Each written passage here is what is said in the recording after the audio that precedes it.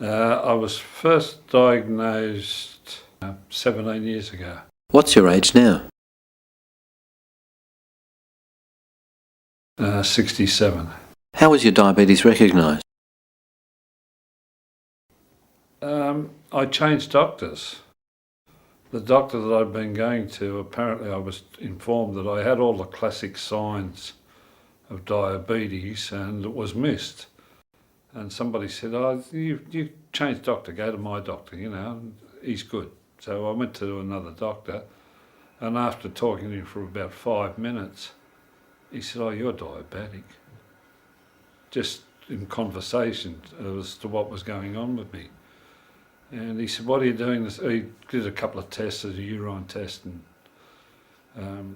he said, "What are you doing this afternoon?" I said, "Going bowling." He said, "No, you're not, you're going into hospital." And I was put on insulin right from the word go. Have you had any complications? The main one is I've lost a leg. I got an ulcer on the bottom of my foot, and after a while you become a bit blasé about things, and my foot checks deteriorated from daily over a period of years to whenever I thought of it. And I got my partner to bring the mirror in one day and put it on the floor, and I looked and there's a big black blob.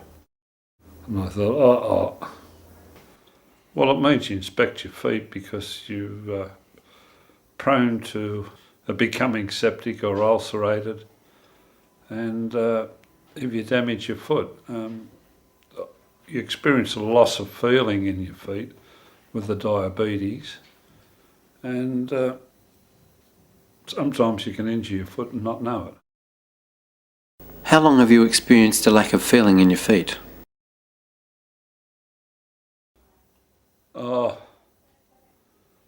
Gradual over the years, it would become more and more. I'd get burning sensations and cold sensations in my feet, and I thought they were becoming less sensitive. How well has your diabetes been controlled? I've always felt that my control was pretty good. How long had you had diabetes prior to losing sensation? I would say it crept up on me over the last 10 years. As I said, I changed doctors, and the doctor I changed to was excellent.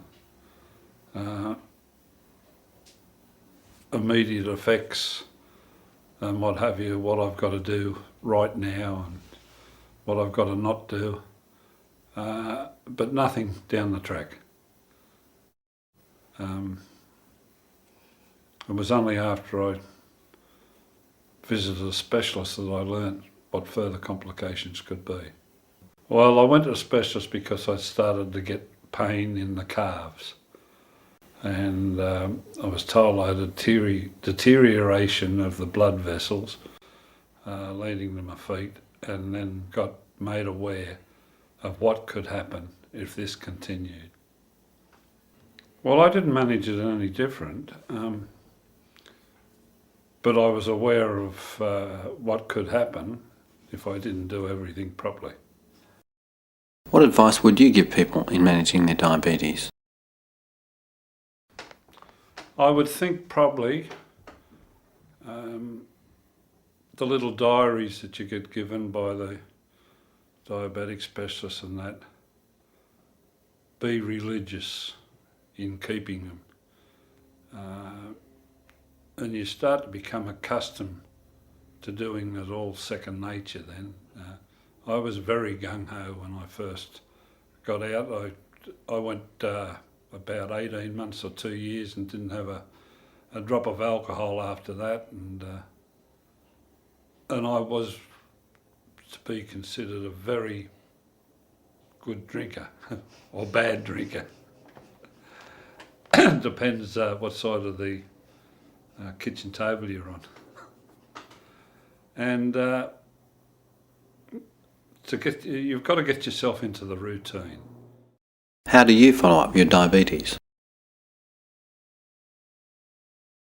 I have regular trips to the diabetic specialist and podiatrist, and they work in conjunction with checking me out every time I'm here. Would you mind showing us your stump?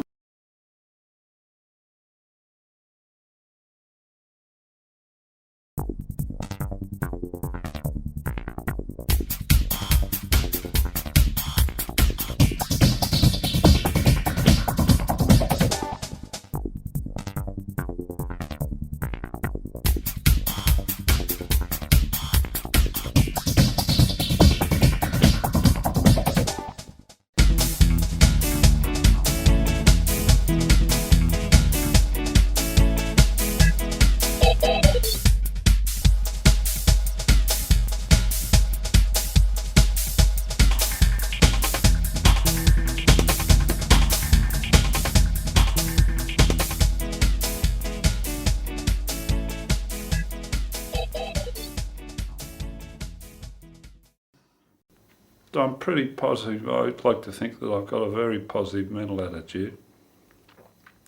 Actually, the decision to do the amputation just below the knee was my decision against the specialist advice.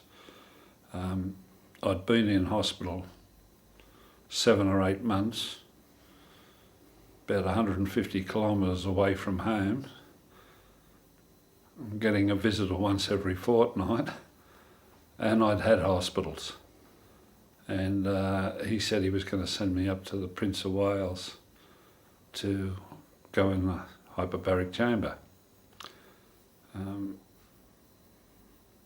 when we got down to discussing percentages, we got down to a figure of about nearly 10% chance of it working. I said, I know where I'm heading, Doc. Wheel me in the theatre and take me off at the knee, stick a wooden leg on and send me home, please.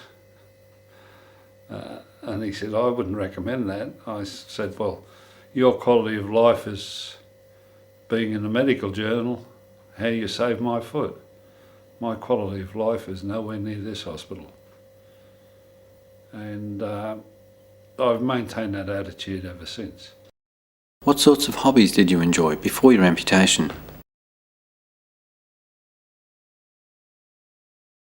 Bowls, which I can still do.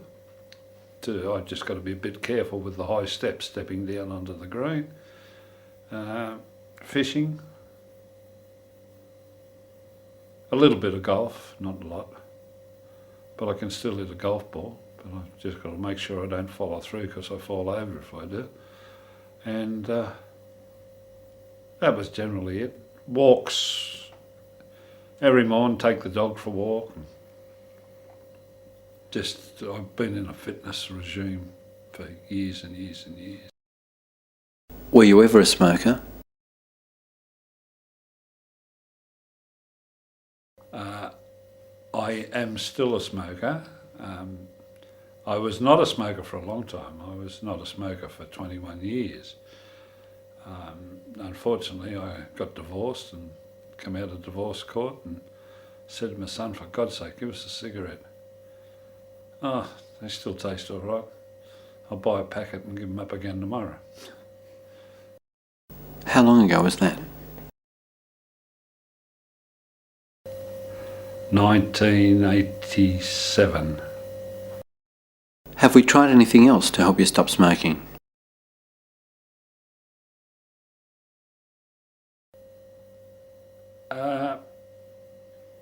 I think I've got the mental side of it beat. I really feel that I could give up smoking tomorrow, but unfortunately my partner smokes and it's pretty impossible to give up smoking while there's another smoker in the house. How did you get the ulcer on the other foot?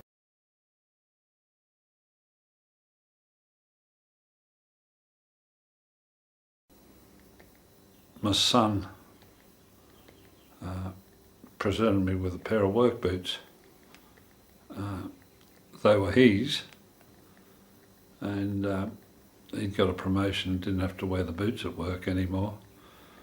And his foot is not as wide as mine, and I think I got abrasion and rubbing from those boots. They have now been ceremoniously burnt.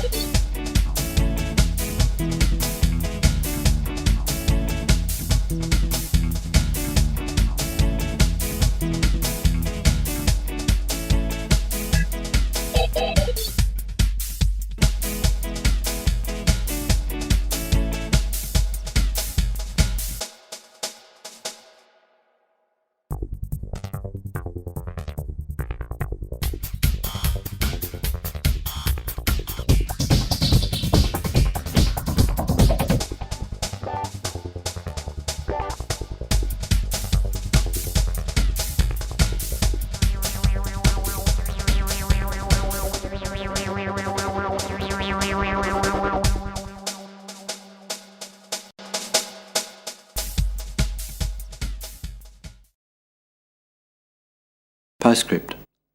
Ray was unable to stop smoking. His second leg was amputated in July 2006. Ray needed 2 operations. He had 2 cardiac arrests during the first and went to intensive care. Ray still needed an amputation. He survived the second operation, but died in hospital some weeks later. Message. Ray taught us many things. One of them is that smoking and diabetes are a lethal combination. Smoking accelerates all vascular disease, heart attack, stroke, and gangrene or risk of amputation. Smoking is never okay.